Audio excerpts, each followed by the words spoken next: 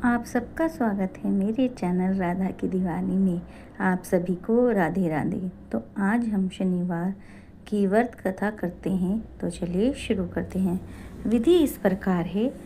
इस दिन शनि की पूजा होती है। काला तिल, काला वस्त्र, तेल, उड़द शनि को बहुत प्रिय हैं, इसलिए इनके द्वारा शनि की पूजा, शनि की दशा को दूर करने के लिए व्रत किया जाता है। शनि स्तोत्र का पाठ भी विशेष लाभदायक है। कथा इस प्रकार है। एक समय सूर्य, चंद्रमा, मंगल, बुध, बृहस्पति, शुक्र, शनि, राहु और केतु इन ग्रहों में आपस में झगड़ा हो गया कि हम सब में से बड़ा कौन है। सब अपने आप को बड़ा कहते थे। जब आपस में कोई निश्चय ना हो सका तो सब आपस में झगड़ते हुए इंद्र के पास गए और कहने लगे कि आप सब देवताओं के राजा हो, इसलिए आप हमारा न्याय करके बतलाओ कि हम 9 ग्रहों में से सबसे बड़ा ग्रह कौन सा है। राजा इंद्र इनका प्रश्न सुनकर घबरा गए और कहने लगे कि मुझे यह समर्थ नहीं है जो किसी को बड़ा या छोटा बतला सकूं। मैं अपने मुख से कुछ नहीं कह सकता हूँ। हाँ, एक उपाय हो सकता है। इस समय पृथ्वी पर राजा विक्रमादित्य दूसरों के दुखों का निवारण करने वाले हैं, इसलिए तुम सब मिलकर उन्हीं के पास जाओ, वही तुम्हारे दुखों का निवारण करेंगे। ऐसा वचन सुनकर सभी ग्रह देवता चलकर भूलोक में राजा विक्रमादित्य के पास में जाकर उपस्थित हुए और अपना प्रश्न राजा के सामने रखा। राजा उनकी बात सुनकर बड़ी चिंता में हुए। मैं अपने मुख से किसी को बड़ा, किसी को छोटा बतलाऊं। जिसको छोटा बतलाऊंगा वही क्रोध करेगा। परंतु उनका झगड़ना निपटाने के लिए एक उपाय सोचा। उन्होंने सोचा, चांदी, कांसा, पित्तल, सीसा, रांगा, जस्ता, अभ्रक और लोहा 9 धातुओं के 9 आसन बनवाए। सब आसनों को क्रम में जैसे सोना सबसे पहले और लोहा सबसे पीछे बिछाए गए। इसके पश्चात राजा ने सब ग्रहों से कहा कि आप सब अपने अपने सिंहासनों पर विराजमान हो जाइए। जिसका आसन सबसे आगे वह सबसे बड़े और जिनका आसन सबसे पीछे वह सबसे छोटे जानिए, क्योंकि लोहा सबसे पीछे था और वह शनि देव का आसन था।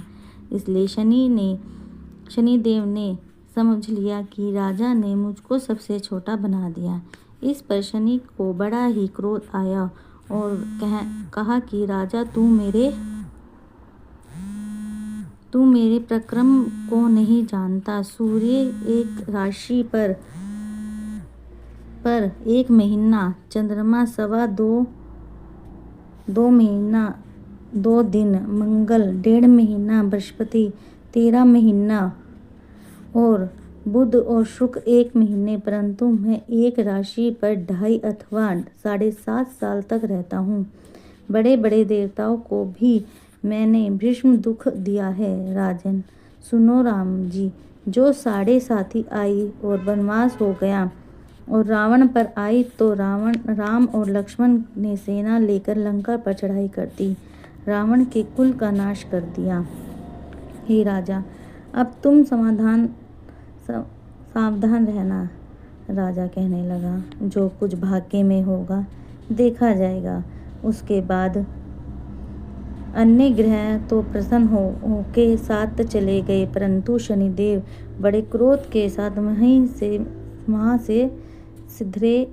कुछ काल व्यतीत हो जाने पर जब राजा को 7.5 की दशा आई तो शनिदेव घोड़ों के सौदागर बनकर अनेक सुंदर घोड़ों के सहित राजा की राजधानी आए। जब राजा ने सौदागर के आने की खबर सुनी तो अश्वपाल को अच्छे घोड़े खरीदने के लिए आज्ञा दी। अश्वपाल ऐसी अच्छी नस्ल के घोड़े देखकर और उनको मूल सुनकर चकित हो गया और तुरंत ही राजा को खबर दी। राजा उन घोड़ों को देखकर एक अच्छा सा घोड़ा चुनकर सवारी के लिए चढ़ा। राजा के घोड़े की पीठ पर चढ़ते ही घोड़ा जोर से भागा। घोड़ा बहुत दूर एक बड़े जंगल में जाकर राजा को छोड़कर अंतर्ध्यान हो गया। इसके बाद राजा अकेला जंगल में भटकता फिरता रहा। बहुत देर के पश्चात राजा ने भूख और प्यास से दुखी होकर भटकते भटकते एक ग्वाले को देखा। ग्वाले ने राजा को प्यास से व्याकुल देखकर पानी पिलाया।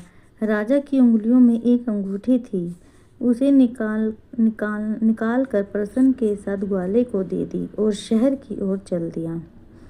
राजा शहर में पहुंचकर एक सेठ जी की दुकान पर जाकर बैठ गया और अपने आप को उज्जैन का रहने वाला तथा अपना नाम विक्का बतलाया। सेठ ने उसको कुलीन मनुष्य समझकर जल आदि पिलाया। भाग्यवश उस दिन सेठ जी की दुकान पर बिक्री बहुत अधिक हुई। तब सेठ उनको भाग्यवान पुरुष समझकर भोजन कराने के लिए अपने साथ ले गए। भोजन कराते समय राजा ने आश्चर्य की बात देखी कि खूंटी पर हार लटका रहा है और वह खूंटी हार को निगल रही है। भोजन के पश्चात कमरे में आने पर जब सेठ को कमरे में हार ना मिला तो सबने यही निश्चय किया कि सिवाय विक्का के और कोई इस कमरे में नहीं आया था। अंततः अवश्य ही उसी ने हार चोरी किया है, परंतु विक्का ने हार लेने से मना कर दिया। इस पर 5-7 आदमी इकट्ठे होकर उनको फौजदार के पास ले गए। फौजदार ने उसको राजा के सामने उपस्थित कर दिया और कहा कि ये आदमी तो भला प्रतीत होता है, चोर मालूम नहीं होता, परंतु सेठ का कहना था कि इसके सिवाय और कोई भी घर में आया नहीं है, अवश्य ही इसी ने चोरी की है। तब राजा ने आज्ञा दी कि इसके हाथ पैर काटकर चोरगिया किया जाए। राजा की आज्ञा का तुरंत पालन किया गया और विक्का के हाथ पैर काट दिए गए। इस प्रकार कुछ काल व्यतीत होने के बाद एक तेली उसको अपने घर ले गया और कोल्हू पर उसको बिठा दिया। विक्का उस पर बैठा हुआ जुबान से बैल हाँकता रहा। शनि की दशा समाप्त हो गई और एक रात को वर्षा ऋतु के समय वह मल्हार रंगा गाने लगा। उसका गाना सुनकर उस शहर के राजा की कन्या उस राग पर मोहित हो गई। दासी को खबर लेने को भेजा कि शहर में कौन सा गायक आया रहा है। दासी सारे शहर में फिरती फिरती क्या देखती है कि तेली के घर में चोरगिया राग गा रहा है। दासी ने महल में आकर राजकुमारी को सब वृत्तांत सुनाई दिया। बस उसी क्षण राजकुमारी ने अपने मन में यह प्रण कर लिया, चाहे कुछ भी हो जाए मैं इसी चोरगिया के साथ विवाह करूंगी। प्रातःकाल होते ही जब दासी ने राजकुमारी को जगाना चाहा तो राजकुमारी अनशन व्रत लेकर पड़ी थी। तब दासी ने रानी के पास जाकर राजकुमारी के ना उठने का कारण बताया। रानी ने तुरंत ही वहां पर आकर राजकुमारी को जगाया और उसके दुख का कारण पूछा तो राजकुमारी ने कहा कि हे माता जी, मैंने यह प्रण लिया है कि तेली के घर में जो चोरगिया है उसी के साथ विवाह करूंगी। माता ने कहा, पगली, यह क्या बात कर रही है? तुझको किसी देश के राजा के साथ विवाह किया जाएगा। कन्या कहने लगी, माता जी, मैं अपना प्रण कभी नहीं छोड़ूंगी। माता जी ने चिंता हो गई, यह बात राजा को बताई। तब महाराजा ने भी आकर अपनी कन्या को समझाया कि मैं अभी देश देशांतर से अपने दूत को भेजता हूँ। सुरग्य रूपवान एवं बड़े बड़े गुणी राजकुमारों के साथ तुम्हारा विवाह कराऊंगा। ऐसी बात तुमको कभी नहीं विचारनी चाहिए। कन्या ने कहा, पिताजी, मैं अपने प्राण त्याग दूंगी परंतु दूसरे से विवाह नहीं करूंगी। इतना सुनकर राजा ने को क्रोध आ गया।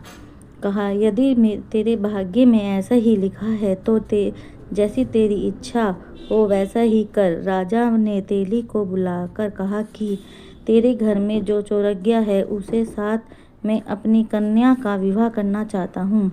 तेली ने कहा कि यह कैसा है हो सकता है?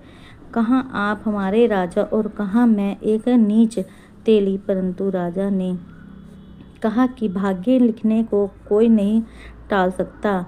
अपने घर जाकर विवाह की तैयारी करो। राजा ने उसी समय तोरण और बंदरवाल लगाकर अपनी राजकुमारी का विवाह चौरंगिया बना विक्रमादित्य के साथ कर दिया। रात्रि को जब विक्रमादित्य और राजकुमारी महल में सोए तो आधी रात के समय शनिदेव ने विक्रमादित्य को स्वप्न दिया कि राजा कहो, मुझको छोटा बतलाकर तूने कितना दुख उठाया। राजा ने कहा, क्षमा मांगी। शनिदेव ने प्रसन्न होकर विक्रमादित्य को हाथ पैर दिए। तब राजा ने कहा, महाराज, मेरी प्रार्थना स्वीकार करें कि जैसा दुख आपने मुझे सौंप दिया है ऐसा और किसी को ना दें। शनिदेव ने कहा कि तुम्हारी ये प्रार्थना स्वीकार की जाती है। जो मनुष्य मेरी कथा सुनेगा या कहेगा उसको मेरी दशा में कभी नहीं किसी प्रकार का दुख नहीं होगा, और जो नित्य ही मेरा ध्यान करेगा या चींटियों को आटा डालेगा उसके सब मनोरथ पूर्ण होंगे। इतना कहकर शनिदेव वहां से अंतर ध्यान हो गए। राजकुमारी की आंखें खुली तो उसने देखा कि राजा के हाथ पांव सभी सलामत। देख तो आश्चर्य प्राप्त हुई। उसको देखकर राजा ने अपना समस्त हाल कहा कि मैं उज्जैन का राजा विक्रमादित्य हूँ।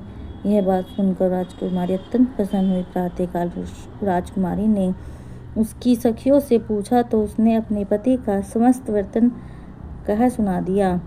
तब सबसे प्रसन्नता प्रकट हुई और कहा कि ईश्वर ने आपकी मनोकामना पूर्ण कर दी। जब उस सेठ ने यह बात सुनी तो वह विक्रमादित्य के पास गया और राजा विक्रमादित्य के पैरों में गिरकर क्षमा मांगने लगा कि आप पर मैंने चोरी का झूठा दोष लगाया, अतः आप मुझको क्षमा कीजिए। राजा ने कहा, मुझ पर शनिदेव का कोप था, इसी कारण यह सब दुख प्राप्त हुआ है। इसमें तुम्हारा कोई दोष नहीं। तुम अपने घर जाकर अपना कार्य करो। सेठ बोला कि मुझे तभी शांति होगी जब आप मेरे घर चलकर प्रीतिपूर्वक भोजन करेंगे। राजा ने कहा, जैसी आपकी मर्जी हो वैसा ही करेंगे। सेठ ने अपने घर जाकर अपने पर अनेक प्रकार के सुंदर भोजन बनवाए और राजा विक्रमादित्य को प्रतिभोज दिया। जिस समय विक्रमादित्य भोजन कर रहे थे, एक अत्यंत आश्चर्य बात दिखाई दी। जो खूंटी पहले हार निगल रही थी वह अब हार उगल रही है। जब भोजन समाप्त हो गया तो सेठ ने हाथ जोड़कर बहुत सी मोहरें राजा को भेंट की और कहा कि इसमें मेरे श्री कंवर नामक एक कन्या है, उसका परिग्रहण आप करें। इसके बाद सेठ ने अपनी कन्या का विवाह राजा के साथ कर दिया और बहुत सा धन दहेज दिया आदि दिया।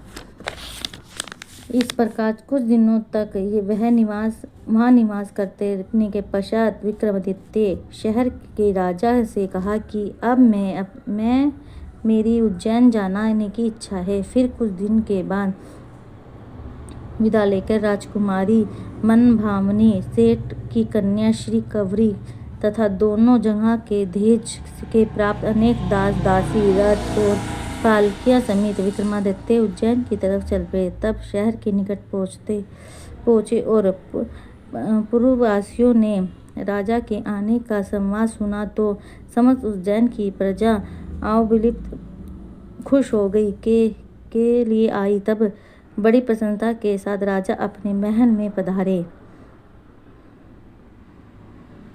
सारे शहर में बड़ा भारी महाउत्सव मनाया गया। रात्रि को दीपदान किया गया। दूसरे दिन राजा ने शहर में यह सूचना करवाई कि शनिश्चर देवता सब ग्रहों में सबसे प्रिय हैं। मैंने इनको छोटा बतलाया, इसी ने इसके मुझको यह दुख प्राप्त हुआ। इस कारण सारे शहर में सदा शनिश्चर की पूजा और कथा होने लगी। राजा और प्रजा अनेक प्रकार के सुख भोगती रही। जो कोई शनिश्चर की इस कथा को पढ़ता या सुनता है, शनिदेव की कृपा से उनके सब दुख दूर हो जाते हैं। शनिवार की कथा को व्रत के दिन अवश्य पढ़ना चाहिए। ओम शांति, ओम शांति, ओम शांति। शनिदेव महाराज की जय।